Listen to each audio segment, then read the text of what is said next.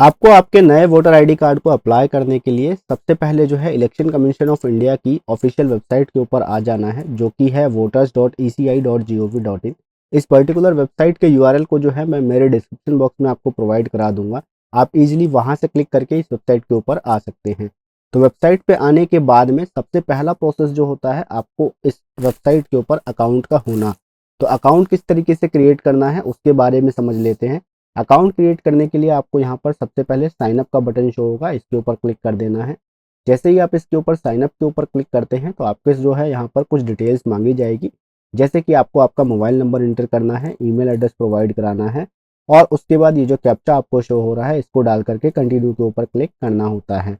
तो email address वाला section के बारे में मैं आपको बता दूं, यहाँ पर आप देख पा रहे होंगे ऑप्शनल लिखा हुआ है। तो ईमेल एड्रेस जो है वो ऑप्शनल है, आप डालना चाहें तो डाल सकते हैं, अदरवाइज इसको छोड़ भी सकते हैं।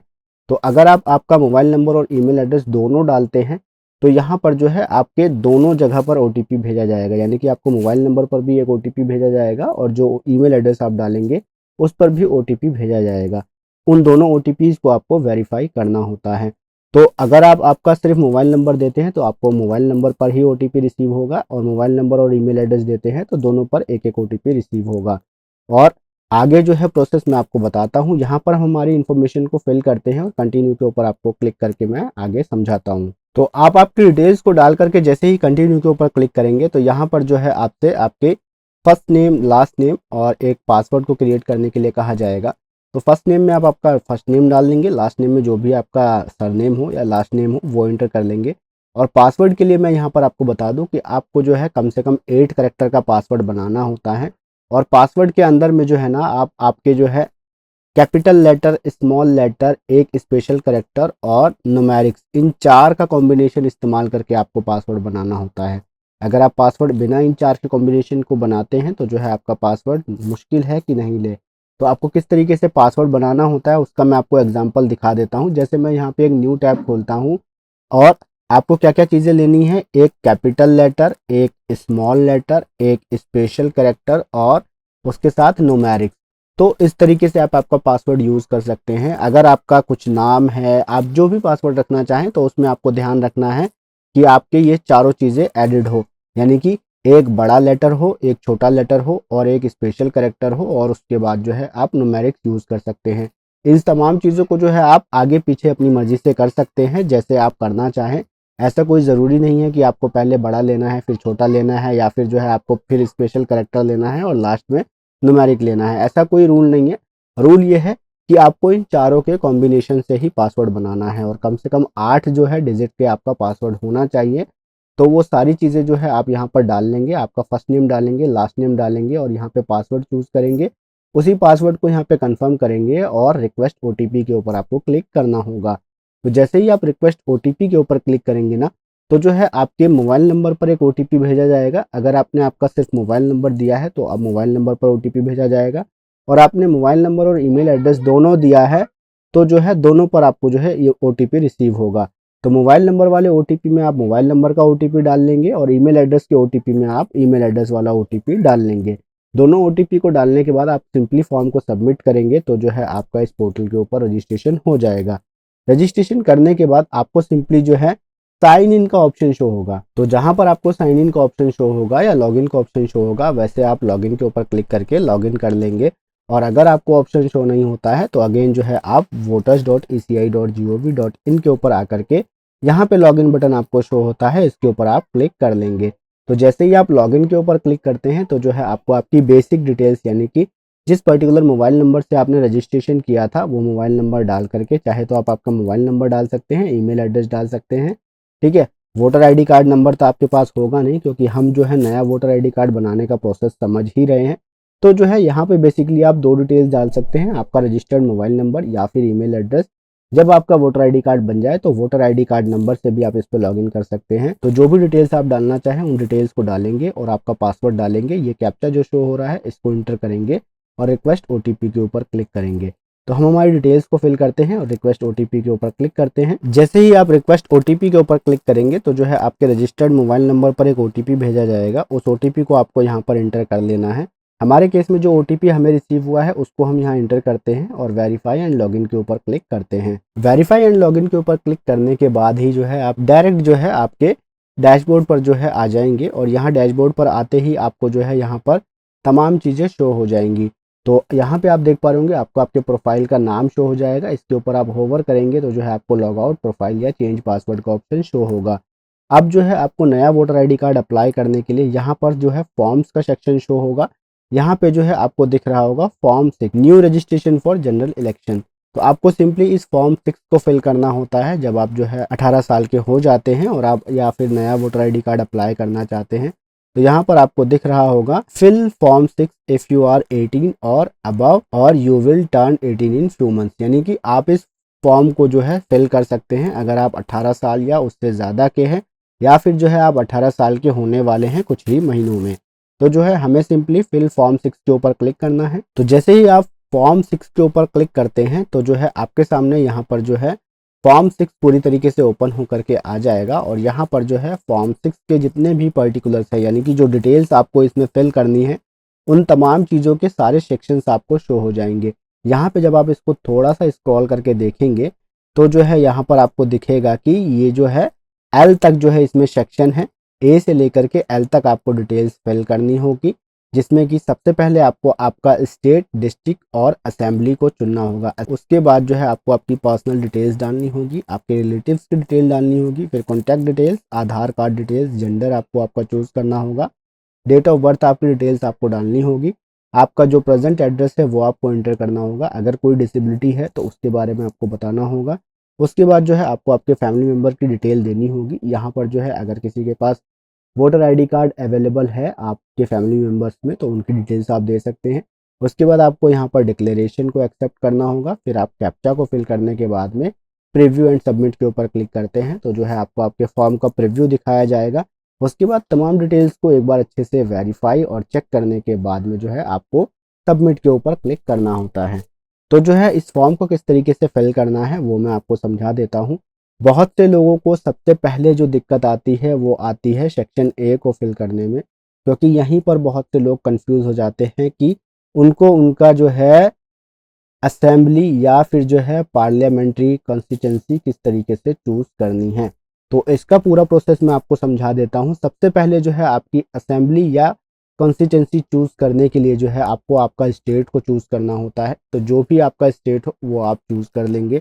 हमारे केस में हम हमारे स्टेट को चूज़ करते हैं और स्टेट को चूज़ करने के बाद आपको आपके डिस्ट्रिक्ट को चूज़ करना होता है, आप कौन सी डिस्ट्रिक्ट से बिलोंग करते हैं।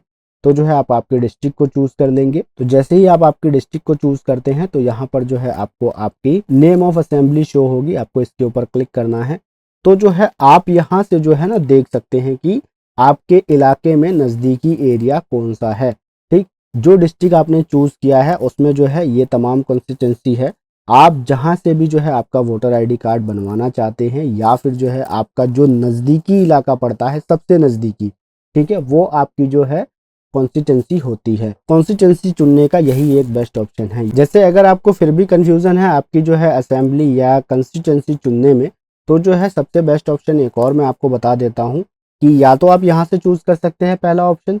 दूसरा ऑप्शन जो है अगर आप फिर भी आपको समझ में नहीं आता कि भाई आपकी कौन सी पड़ती है तो जिस किसी भी महल्ले में आप रहते हैं या जिस किसी भी जो है आप का डिस्ट्रिक्ट पड़ता है वहाँ आप रहते हैं तो जो है उसका आप एड्रेस डालेंगे। जैसे कि अगर मैं जो है दिल्ली में बदरपुर की मैं चेक करना चाहता हूँ तो गूगल पे आना है, आपको parliamentary constituency of Badarpur Delhi आपको लिखना है और इंटर प्रेस कर देना है। तो जैसे ही आप ये लिख करके इंटर प्रेस करते हैं तो आपको जो है यहाँ पर दिख जाएगा Badarpur is part of south Delhi Lok Sabha constituency along with the 9 other assembly segments. ठीक है, तो यहाँ पर जो है 9 जो है आपकी कॉन्स्टिट्यूंसी है। आप इसमें से जो भी आपके नियर बाई पड़ती है उसको आप चूज़ कर सकते हैं। ऐसा कुछ नहीं है कि भई आप किसी और को चुनते हैं तो आपका वोटर आईडी कार्ड नहीं बनेगा। ठीक है ना? तो जो है यहाँ पे दूसरा ऑप्शन ये हो गया। तीसरा ऑप्शन मैं आपको बता दूँ कि भई आपको अगर फिर भी नहीं समझ में आ रहा है तो जो है आप जिस किसी भी एरिया में रहते हैं वहाँ पे जो आपके बड़े बुजुर्ग हो या जिनका वोटर आईडी कार्ड बना हो तो उनसे आप पता कर सकते हैं या फिर उनके वोटर आईडी कार्ड में जो है असेंबली या आपकी कंस्टिट्यूंसी आप देख सकते हैं। ठीक है, तो उनसे भी आप पता करके डायरेक्टली जो है वहाँ पे आपका डिस्ट्रिक्ट चूज़ करेंगे और आपकी कंस्टिट्यूंसी को चूज़ कर लेंगे। तो हमारे केस में जो भी हमारी कंसिस्टेंसी है उसको हम यहाँ से चूज़ कर लेंगे और उसके बाद जो है आपको सिंपली यहाँ पे नीचे स्क्रॉल करके आना है और यहाँ पर आपको नेक्स्ट का बटन शो होगा, इसके ऊपर आपको क्लिक कर देना है। तो जैसे ही आप नेक्स्ट के बटन पर क्लिक करेंगे तो जो है आपके सामने बी सेक्शन ओपन हो जाएगा। यहाँ पर जो है पर्सनल डिटेल्स डालने का ऑप्शन शो होगा। तो आपको आपका फर्स्ट नेम डालना है और अगर मिडिल नेम है तो भी आपको इसी में डालना है और उसके बाद जो है लास्ट नेम आपका जो है सरनेम वो इसमें डालना है। तो जो भी नाम आप इसमें डालेंगे वो यहाँ आपको हिंदी में शो होगा, एक बार आप उसे अच्छे तरीके से चेक कर लेंगे और उसके बाद जो है यहाँ पर आपको आपकी एक फ़ोटोग्राफ को अपलोड करना होगा। फोटोग्राफ अपलोड करने के लिए यहाँ पर आपको कुछ इंस्ट्रक्शंस दिए गए हैं जो कि आप यहाँ देख पा रहे होंगे। Unsigned and passport size colour photograph, यानी कि आपको ऐसी फोटो इसमें अपलोड करनी है जिसके ऊपर कोई साइन ना किए हो और वो फोटो जो है आपकी पासपोर्ट साइज होनी चाहिए और कलर फोटोग्राफ होनी चाहिए, जिसका साइज जो है आपका 4.5 सेंटीमीटर इंटू 3.5 सेंटीमीटर होना चाहिए। यानी कि 4.5 सेंटीमीटर जो है उसकी लेंथ होनी चाहिए लंबाई और चौड़ाई जो है उसकी विड्थ जो है 3.5 सेंटीमीटर होनी चाहिए। Showing front view of the full face with white background, यानी कि जिसमें कि आपका पूरा चेहरा अच्छी तरीके से दिखे और बैकग्राउंड उसका वाइट होना चाहिए। ठीक है, तो बैकग्राउंड वाइट के लिए जो है इसमें कुछ ज़्यादा क्रिटिकल नहीं है। आप अगर वाइट नहीं रखते हैं या फिर कोई और बैकग्राउंड है कलर का तो जो है वो चल सकता है, लेकिन जो है कुछ सीनरी ना हो, कहीं पेड़ पौधे ना हो, यानी कि बैकग्राउंड एक प्लेन बैकग्राउंड होना चाहिए तो भी चल जाता है। वैसा कोई जो है बैकग्राउंड से रिलेटेड इनका कोई इतना बड़ा मसला नहीं है। उसके बाद जो है यहाँ पर मेन चीज़ जो है आपको ये देखना है कि डॉक्यूमेंट जो है ना वो 2 MB से ज़्यादा आपका नहीं होना चाहिए। जो भी फ़ोटो आप इसमें अपलोड करेंगे वो 2 MB से ज़्यादा नहीं हो और उसका फाइल फॉर्मेट जो है JPG या फिर JPEG, इन दोनों में ही आप रख सकते हैं। तो आपकी फ़ोटोग्राफ को बनाने के बाद में जो है आप यहाँ पे उसे अपलोड कर देंगे। उसके बाद यहाँ नेक्स्ट वाले बटन पे क्लिक करेंगे। तो जैसे ही आप नेक्स्ट के ऊपर क्लिक करेंगे ना तो यहाँ पर जो है आपको आपका फैमिली की डिटेल्स डालने का ऑप्शन आ जाएगा। तो यहाँ से आप जो है आपके फादर की डिटेल देना चाहते हैं या मदर की डिटेल देना चाहते हैं या फिर कोई मैरिड वुमेन अपने वोटर ID कार्ड के लिए अप्लाई करना चाहती है तो उनको हस्बैंड की डिटेल देनी है तो वो आप डाल सकती हैं। ठीक है, या फिर कोई हस्बैंड जो है वो बना रहा है वो अपने वाइफ की डिटेल देना चाहता है तो यहाँ पे डाल सकता है। तो जैसा भी आपका रिलेशन हो आप उनके हिसाब से चूज़ करेंगे। अपने रिलेटिव्स की इन्फॉर्मेशन के ऊपर यहाँ पे क्लिक करेंगे और उनका यहाँ पर नाम आप एंटर करेंगे। ठीक है, यहाँ पर जो है उनका नाम डालना है और यहाँ पर उनका सरनेम डालना है। तो उन डिटेल्स को डालने के बाद में जो यहाँ पर है हिंदी में आ जाएगी। आपको फिर जो है यहाँ पे नेक्स्ट का बटन विजिबल होगा, इसके ऊपर क्लिक करके फिर नीचे आना है। नीचे आपको कॉन्टैक्ट डिटेल्स में जो है आपको आपका मोबाइल नंबर इंटर करना है। यहाँ पर मोबाइल नंबर देने के लिए आपको जो है ऑप्शन शो होता है कि आप खुद का मोबाइल नंबर देना चाहते हैं तो सेल्फ के ऊपर क्लिक करना होगा, या फिर जो है अगर किसी रिलेटिव का देना चाहते हैं तो इस वालों को चूज़ करना होगा। यहाँ पर मोबाइल नंबर देंगे। उसके बाद जो है आपको अगर ईमेल एड्रेस देना है तो जो है आप ईमेल एड्रेस भी दे दें। मेरे केस में जो है मैं आपको अगर बताऊं तो मोबाइल नंबर और ईमेल एड्रेस दोनों चीज़ें आप अपडेटेड रखें आपके वोटर ID कार्ड में, क्योंकि बहुत से बार ऐसा होता है कि मोबाइल नंबर जो है बहुत से लोगों के खो जाते हैं या कभी मोबाइल चोरी हो गया तो जो है उस केस में जो है आपको दिक्कत आ सकती है। अगर आपका ईमेल एड्रेस अपडेटेड रहता है तो जो है आपको ईमेल एड्रेस की हेल्प से जो है आपके अकाउंट को रिट्रीव करने में हेल्प होती है। तो जो है आप आपके ईमेल एड्रेस को भी किसी न किसी ईमेल एड्रेस को आप यहाँ डाल दें। हालांकि ये फील्ड जो है आपकी खासा मैंडेटरी नहीं है, आप देना चाहते हैं तो दे सकते हैं, अदरवाइज इसको छोड़ सकते हैं। फिर जो है आप यहाँ पर नेक्स्ट बटन पे क्लिक करेंगे तो जो है आप ई सेक्शन पे आ जाएंगे और जैसे ही आप ई सेक्शन में आते हैं तो जो है आपको यहाँ पे आपकी आधार नंबर को डालना पड़ेगा। अगर आप आपके आधार नंबर को देना चाहते हैं और मैं तो कहूँगा आप दें, क्योंकि ये जो है आपको और भी ज़्यादा जो है रिलायबल बनाता है आपके वोटर ID कार्ड को बनाने में और जल्द से जल्द आपके वोटर ID कार्ड पे अप्रूवल मिलता है। तो जो है आप आधार नंबर पे चूज़ करेंगे तो आपको आपका आधार नंबर डालना होगा, उसको वेरीफाई करना होगा, उस पर एक OTP जाएगा, उसको सिंपली इंटर करके जो है यहाँ पर सबमिट करके नेक्स्ट के ऊपर आपको क्लिक करना होगा। और अगर आप आपका आधार नंबर नहीं देना चाहते हैं तो जो है आप इसके ऊपर क्लिक कर देंगे और जो है फिर नेक्स्ट के ऊपर क्लिक कर देंगे। उसके बाद जैसे ही आप नेक्स्ट पे क्लिक करेंगे तो F सेक्शन आपके सामने ओपन होगा। यहाँ पर आपको आपका जेंडर चूज़ करना होगा कि आप मेल फीमेल हैं या फिर जो है कोई अदर जेंडर से। तो जो है वो चीज़ें चूज़ करने के बाद फिर नेक्स्ट के ऊपर क्लिक करेंगे और उसके बाद जो है आपको यहाँ पर आपकी डेट ऑफ बर्थ चूज़ करनी होगी। जैसे ही आप डेट ऑफ बर्थ वाले सेक्शन पे आएंगे तो यहाँ पे आपको कैलेंडर शो होगा, इसके ऊपर आपको क्लिक कर देना है।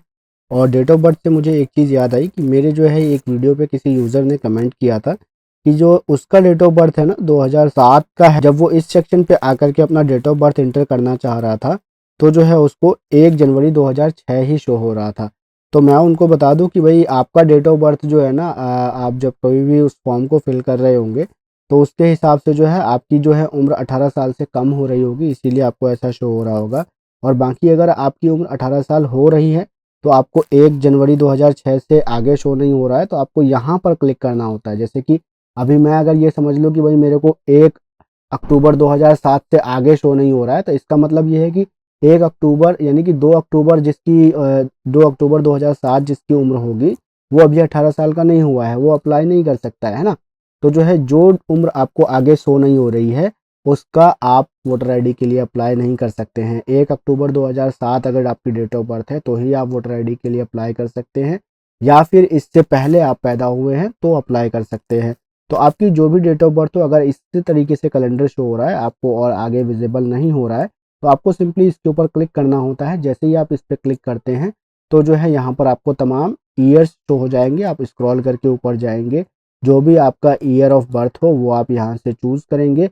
उसके बाद इसको जैसे ही चूज़ करते हैं तो जो है आपको यहाँ से आपकी मंथ को चूज़ करने के लिए कहा जाएगा। जो भी आपका ईयर ऑफ मंथ हो उसे आप चूज़ कर लेंगे। उसके बाद जो है आपके सामने नेक्स्ट आपका कैलेंडर ओपन हो जाएगा, यहाँ से आप आपकी डेट को चूज़ कर लेंगे। तो जैसे ही आप आपका डेट ऑफ बर्थ चूज़ करेंगे तो उससे रिलेटेड आपको बोला जाएगा कि आपको जो है सेल्फ अटेस्टेड कॉपी देनी है सपोर्टिंग एज प्रूफ, यानी कि आपको कोई ऐसा डॉक्यूमेंट देना है जिसमें कि ये साबित हो जो आपने यहाँ पर डेट ऑफ बर्थ डाला है ये शो हो। तो जो है आप डेट ऑफ बर्थ प्रूफ के लिए जो है आपके पैन कार्ड को यूज़ कर सकते हैं, आपके आधार कार्ड को यूज़ कर सकते हैं। अगर आपके पास जो है आपका ड्राइविंग लाइसेंस है तो उसको इस्तेमाल कर सकते हैं। 10वीं की मार्कशीट है, 12वीं की मार्कशीट है, उसको आप इस्तेमाल कर सकते हैं। ठीक है, इन तमाम चीज़ों पे जो है आपकी डेट ऑफ बर्थ मेंशन होती है, तो इनमें से आप किसी चीज़ को भी आप इस्तेमाल कर सकते हैं। और उसके बाद जो है यहाँ से जैसे ही आप चूज़ करेंगे कि भाई आप क्या अपलोड करना चाहते हैं, जैसे कि document for proof of date of birth choose करेंगे तो इस पर आप क्लिक करेंगे। और जैसे ही आप इसके ऊपर क्लिक करते हैं तो यहाँ से आपके सामने डॉक्यूमेंट की लिस्ट ओपन हो जाएगी। तो यहाँ आपको दिखाया गया है कि भाई आप डेट ऑफ बर्थ के प्रूफ पे कौन से डॉक्यूमेंट अपलोड कर सकते हैं। आपको यहाँ साफ साफ बोला है कि आप बर्थ सर्टिफिकेट कर सकते हैं, Aadhaar card, PAN card, driving licence, आपके 10वीं 12वीं के जो है सर्टिफिकेट, या फिर इंडियन पासपोर्ट। तो यही तमाम चीज़ें मैंने आपको बताई थी, ठीक है ना। तो इसको आप चूज़ कर लेना है जो भी आप डॉक्यूमेंट अपलोड करना चाहे। फॉर एग्जांपल आप पैन कार्ड चूज़ करना चाहते हैं तो पैन कार्ड को चूज़ करेंगे।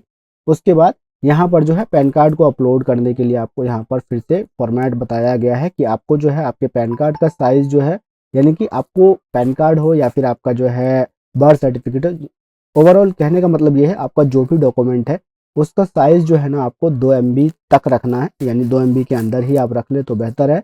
और उसका जो फाइल फॉर्मेट है वो JPG हो या PNG हो या PDF हो, ठीक है। इन तीनों में से कोई भी आप फाइल फॉर्मेट इस्तेमाल कर सकते हैं। उसके बाद आप आपके जो है डॉक्यूमेंट को यहाँ अपलोड कर देंगे। अपलोड करने के बाद नेक्स्ट का बटन विजिबल हो जाएगा, इसके ऊपर आपको क्लिक करना है और स्क्रॉल करके नीचे आना है। यहाँ पर जो है आपको आपका प्रेजेंट एड्रेस डालना पड़ेगा कि जहाँ पर आप रह रहे हैं, ठीक है। तो प्रेजेंट एड्रेस में आप आपका हाउस, बिल्डिंग या अपार्टमेंट नंबर डालेंगे, स्ट्रीट का जो नाम है या मोहल्ले का जो नाम है वो डालेंगे, आपका गांव का नाम या जो है टाउन का नाम आप डालेंगे। उसके बाद जो आपका पोस्ट ऑफिस पड़ता है वो इंटर करेंगे, आपके एरिया का पिन कोड डालेंगे, आपकी तहसील या तालुका या मंडल क्या पड़ती है उसको चूज़ करेंगे, आपका डिस्ट्रिक्ट चूज़ करेंगे, आपका जो है स्टेट को चूज़ करेंगे। उसके बाद स्क्रॉल करके नीचे आएंगे और यहाँ पर जो है फिर आपको आपने जो एड्रेस ऊपर दिया है ना उस एड्रेस से रिलेटेड आपको एक प्रूफ देना होगा, ठीक है। यहाँ आपको बोला जा रहा है self attested copy of address proof either in the name of applicant और any other of parent, spouse या adult child if already enrolled as elector at the same address attach any one of them. तो आपने जो address ऊपर provide कराया है ना उससे रिलेटेड जो है आपको यहाँ पर एक एड्रेस प्रूफ देना होगा। और वो एड्रेस प्रूफ जो है ना आपका भी हो सकता है, अगर आपके पास आपका कोई एड्रेस प्रूफ है वैसा तो जो है उसको आप चूज कर सकते हैं, या फिर जो है यहाँ पे साफ साफ बोला गया है कि नेम ऑफ एप्लीकेंट और एनी वन ऑफ पेरेंट, यानी कि आप आपके पेरेंट्स के नाम से भी जो है एड्रेस प्रूफ अपलोड कर सकते हैं। यानी कि अगर आपके फादर का आधार कार्ड आप देना चाहें तो दे सकते हैं, ठीक है। उनका वोटर ID कार्ड है तो देना चाहे वो दे सकते हैं, ठीक है ना। अगर कोई मैरिड हस्बैंड वाइफ अपलोड कर रहे हैं तो जो है वो अपने स्पाउसेस के जो है डॉक्यूमेंट को भी दे सकते हैं, ठीक है ना। तो ये ऑप्शन है। बहुत से लोगों की क्वेरी होती है कि भाई हमसे एड्रेस प्रूफ पूछा जा रहा है तो हम उस सेक्शन में हमारे पास तो हमारा प्रूफ है नहीं तो क्या करें। यहाँ पे जो है ना आप फॉर्म को अच्छी तरीके से रीड करेंगे तो जो है आपके तमाम सवालों के जवाब ना आपको वहीं पर मिल जाते हैं। तो यहाँ पे साफ-साफ आपको बताया गया है कि ज़रूरी नहीं है कि आप ही के नाम से आपका जो है एड्रेस प्रूफ होना चाहिए। एप्लीकेंट के नाम से है तो बहुत अच्छी बात है, अगर नहीं है तो जो है आप आपके पेरेंट्स, स्पाउस या फिर कोई एडल्ट चाइल्ड है तो उसके नाम से भी आप कर सकते हैं। या फिर जो है अगर कोई ऐसा बंदा है जिसके नाम से जो है वोटर आईडी कार्ड बना हुआ है उस एड्रेस से और वो आपके फैमिली से बिलोंग करता है तो उसका भी आप यहाँ पर जो है वोटर आईडी कार्ड दे सकते हैं, ठीक है ना। तो उन डॉक्यूमेंट्स को यहाँ से आपको अपलोड कर लेना है और वही साइज़ जो है फॉर्मेट जो है आप यहाँ देख पा रहे होंगे 2 MB के अंदर रखना है और डॉक्यूमेंट जो है टाइप होना चाहिए आपका जेपीजी, पीएनजी या फिर पीडीएफ, ठीक है। और डॉक्यूमेंट प्रूफ में जो है आप आपका जो है इलेक्ट्रिसिटी बिल, गैस बिल या फिर जो है आपका आधार कार्ड और आपके पास जो है अगर आपके पासपोर्ट है तो पासपोर्ट को इस्तेमाल कर सकते हैं। आपका इन तमाम डॉक्यूमेंट्स को आप यूज़ कर सकते हैं। उसके बाद नेक्स्ट के ऊपर जब आप क्लिक करेंगे ना तो यहाँ पर जो है आपसे आपकी कैटेगरी ऑफ डिसेबिलिटी पूछा जाएगा। अगर आप डिसेबल्ड पर्सन है तो जो है इसको फिल करेंगे, अदरवाइज इसको स्किप करके जो है सिंपली नेक्स्ट के ऊपर क्लिक कर देंगे। उसके बाद जो है यहाँ पर 10th ऑप्शन जो है आपसे आपकी फैमिली मेंबर की डिटेल्स पूछा जाएगा। तो यहाँ फैमिली मेंबर की डिटेल में जो है ना आपको आपके किसी भी फैमिली मेंबर का अगर वोटर आईडी कार्ड बना हुआ है जो एड्रेस आपने प्रोवाइड कराया है उस पर, तो जो है उसके वोटर आईडी कार्ड की डिटेल्स आप यहाँ दे सकते हैं। जे सेक्शन में आपको साफ साफ लिखा है the details of my family member already included in the electoral roll at current address with whom I currently reside as under, यानी कि ये जो है मैं यहाँ पर मेरे फैमिली की डिटेल्स दे रहा हूँ जिनका वोटर आईडी कार्ड मेरे इस एड्रेस पर बना हुआ है जो मैंने ऊपर डाला है ना। तो उनकी डिटेल्स आपको यहाँ पर देनी है, चाहे वो आपका जो भी हो, फादर हो, मदर हो, भाई हो, बहन हो। तो जो है उनका यहाँ पर आप नाम लिखेंगे, रिलेशनशिप चूज़ करेंगे, उनका वोटर आईडी कार्ड नंबर डालेंगे, फिर नेक्स्ट के ऊपर आप क्लिक कर देंगे। एंड यहाँ पर जो है के सेक्शन आपको डिक्लेरेशन शो होगा। डिक्लेरेशन में आपको क्या करना है, यहाँ पर जो है आपको आपका विलेज या टाउन डालना है, ठीक है। यहाँ पर आपसे बोला गया है I am a citizen of India and place of my birth is, जो भी आपका जो है बर्थ प्लेस हो उसको आप यहाँ पर डालेंगे और वहाँ पे जो है उनका जो है स्टेट आप चूज करेंगे, डिस्ट्रिक्ट चूज करेंगे। उसके बाद जो है आपको यहाँ पर पॉइंट 2 दिखेगा जिसमें कि बोला जा रहा है I am ordinarily a resident at the address mentioned at section 8A in form 6 since.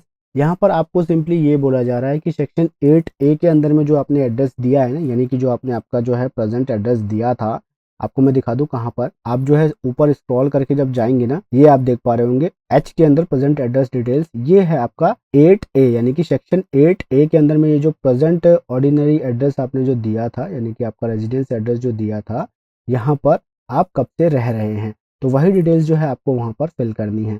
तो आप यहाँ पर कितने सालों से रह रहे हैं वो आपको यहाँ पर बताना है। तो यहाँ पे आप जो है आपका साल और महीना चूज़ कर लेंगे जिस किसी भी डेट से आप रह रहे हों। और उसके बाद जो है यहाँ पर जो है थर्ड ऑप्शन आपको जो दिख रहा होगा I am applying for inclusion in electoral roll first time, ठीक है। आपको ये बताना है कि मैं पहली बार जो है अपने वोटर आईडी कार्ड के लिए अप्लाई कर रहा हूँ। और फोर्थ सेक्शन जो है अगर आपके पास आपका कोई एज का जो है प्रूफ नहीं है, डेट ऑफ बर्थ का जो है, उस सेक्शन में आपको ये फिल करना है, अदरवाइज आप इसको ब्लैंक छोड़ सकते हैं। और उसके बाद 5वें ऑप्शन में आपको सिंपली ये बताया जा रहा है कि भाई आप इन तमाम चीज़ों को जो है अप्रूव करते हैं और जो भी आपका वोटर आईडी कार्ड वगैरह है वो पहली बार बनाया जा रहा है। अगर कोई फॉल्स पाया जाता है डिटेल वगैरह तो आपके खिलाफ जो है एक्शन लिया जा सकता है। तो इन तमाम चीज़ों को जो है आपको जो है एक्सेप्ट करना है। उसके बाद जो है यहाँ पर जिस किसी भी पर्टिकुलर प्लेस पे आप इस फॉर्म को फिल कर रहे हैं वो डालेंगे। यहाँ पर बहुत से लोगों का कन्फ्यूज़न होता है कि भाई इस वाले सेक्शन में उनको क्या डालना है, विलेज और टाउन। यहाँ पे मैं साफ साफ आपको बता दूं कि डिक्लेरेशन के जो है सेक्शन 1 के अंदर, यानी कि के सेक्शन जो है आपका डिक्लेरेशन, उसमें जो पहला ऑप्शन है आपको यहाँ पर जहाँ पर आपका बर्थ हुआ है, जहाँ की आपकी पैदाइश है, वो डिटेल डालनी है, ठीक है। और ये जो है वोटर आईडी अप्लाई करने का 2025 का बिल्कुल नया प्रोसेस है, फ्रेश प्रोसेस है। मैं आपको ये जो है बिल्कुल नए सिरे से बता रहा हूँ 2025 में आप किस तरीके से वोटर आईडी कार्ड अप्लाई कर सकते हैं। तो यहाँ पर जो है आपको आपका I am a citizen of India and place of my birth is, यहाँ पे आप साफ साफ देख पा रहे होंगे मैं भारतीय नागरिक हूँ और मेरी पैदाइश का जो जगह है वो आपको यहाँ डालनी है। उसका स्टेट चूज करना है, डिस्ट्रिक्ट चूज करना है। उसके बाद जो एड्रेस आपने डाला है ना सेक्शन 8A के अंदर में, उस एड्रेस पे आप कब से रह रहे हैं वो आपको यहाँ बताना है। 8A मैंने आपको ऊपर दिखा दिया। उसके बाद इस सेक्शन को आपको ब्लैंक छोड़ देना है। अगर आपने आपका कोई डेट ऑफ बर्थ का प्रूफ दिया है तो अदरवाइज इसको भी आपको फिल करना पड़ेगा। उसके बाद ये वाला जो प्लेस का सेक्शन है, यहाँ पर आपको वो प्लेस डालनी है जिस किसी भी पर्टिकुलर प्लेस से आप इस फॉर्म को फिल कर रहे हो। चाहे वो आपका जो है आप एड्रेस कहीं का डाल रहे हो, फिल आप कहीं और से कर रहे हो, तो जो है उस प्लेस को आप यहाँ एंटर कर सकते हैं। उसके बाद आप यहाँ पर डेट डालेंगे, आपका जिस किसी भी डेट को आप इस फॉर्म को फिल कर रहे हो। उसके बाद फॉर्म को स्क्रॉल करके नीचे आएंगे, आप नेक्स्ट के ऊपर क्लिक करेंगे और जैसे ही आप नेक्स्ट के ऊपर क्लिक करते हैं तो जो है यहाँ पर आपको ये कैप्चा शो होगा। इस कैप्चा को आपको यहाँ पर एंटर करना है। उसके बाद सेंड ओटीपी के ऊपर आपको क्लिक करना है। जिस किसी भी नंबर से आपने इस पोर्टल पर रजिस्ट्रेशन किया है उस पर एक ओटीपी भेजा जाएगा, उस ओटीपी को आपको एंटर करना है। उसके बाद ओटीपी डाल लेंगे तो प्रीव्यू एंड सबमिट के ऊपर आपको क्लिक करना होगा। जैसे ही आप प्रीव्यू एंड सबमिट के ऊपर क्लिक करेंगे तो आपको जो है आपके फॉर्म्स की तमाम डिटेल्स यहाँ पर शो हो जाएगी, जो भी आपने आपकी असेंबली कंस्टिट्यूंसी चूज की हो, आपका नाम, आपकी डेट ऑफ बर्थ, आपके फादर का नाम, उन तमाम डिटेल्स को जो है आपको इस फॉर्म को नीचे स्क्रॉल करके एक बार अच्छे तरीके से चेक कर लेना है। और अगर आपको लगता है कि आपके फॉर्म में कोई दिक्कत है या फिर आपकी कोई इन्फॉर्मेशन गलत डली है तो जो है आपको मैं बताता हूँ, नीचे फॉर्म को स्क्रॉल करके जब आएंगे यहाँ पर आपको एडिट का बटन शो होगा, कीप एडिटिंग, इसके ऊपर आपको क्लिक करना है। और जैसे ही आप कीप एडिटिंग के ऊपर क्लिक करेंगे तो जो है यहाँ से जो है आप तमाम डिटेल्स को फिर से एडिट करके जो है रेक्टिफाई कर पाएंगे, यानी कि सही कर पाएंगे। और सही करने के बाद उसी प्रोसेस से जो मैंने आपको शुरू से आखिर तक बताया वैसे ही आपको जो है आपके फॉर्म को प्रीव्यू एंड सबमिट करके फिर से देखना है। और यहाँ पर फाइनल सबमिट का बटन आपको शो होगा, इसके ऊपर आपको क्लिक कर देना है। जैसे ही आप सबमिट के बटन पर क्लिक कर देंगे तो जो है आपको यहाँ पर दिख रहा होगा, आपको इस तरीके से जो है आपका एक रेफरेंस नंबर जो है मिल जाएगा। आपको यहाँ पे साफ साफ दिख रहा होगा, acknowledgement your application has been submitted successfully and generated reference number, यानी कि हमारी एप्लीकेशन जो है वो सफलतापूर्वक सबमिट हो गई है और हमें एक रेफरेंस नंबर जनरेट हो गया है। और यही रेफरेंस नंबर जो है ना, जो आपको यहाँ पर शो होगा, ये रेफरेंस नंबर जो है आपको हेल्प करेगा आपके वोटर आईडी कार्ड के एप्लीकेशन को ट्रैक करने में। यानी कि जो भी आपका वोटर आईडी कार्ड का स्टेटस है वो जो है उसको बीएलओ अपॉइंट हुआ कि नहीं हुआ, उसका फील्ड वेरिफिकेशन हुआ कि नहीं हुआ, एड्रेस वेरिफिकेशन हुआ कि नहीं हुआ, वोटर आईडी कार्ड आपका एक्सेप्ट हुआ है, रिजेक्ट हुआ है, अगर एक्सेप्ट हुआ है तो जो है उसका वोटर आईडी कार्ड नंबर जो है जनरेट हुआ कि नहीं हुआ, और अगर voter ID card number generate हो गया है तो आपको किस तरीके से उसे डाउनलोड करना है, और कितने दिन में जो है आपका वोटर आईडी कार्ड आपको मिलता है voter ID card number generate होने के बाद में। उन तमाम चीज़ के ऊपर जो है मैंने एक स्पेसिफिक वीडियो बना रखा है कि आपका जो है वोटर आईडी कार्ड यानी कि अप्लाई होने के बाद में जो आपको रेफरेंस नंबर मिलता है, एप्लीकेशन नंबर मिलता है, एक्नॉलेजमेंट नंबर मिलता है, उसके थ्रू किस तरीके से आप आपके वोटर आईडी कार्ड को ट्रैक कर सकते हैं, उसका एक डेडिकेटेड वीडियो है मेरे चैनल पे। उसका लिंक जो है ना मैं यहाँ आई बटन में आपको प्रोवाइड करा दूंगा, आप यहाँ पे जो है क्लिक करके जो है उस वीडियो को आप वॉच कर सकते हैं, और उस लिंक को मैं मेरे डिस्क्रिप्शन बॉक्स में भी दे दूंगा जिससे कि आपको आसानी हो उस वीडियो को वॉच करके आपके वोटर आईडी कार्ड के एप्लीकेशन के स्टेटस को ट्रैक करने में।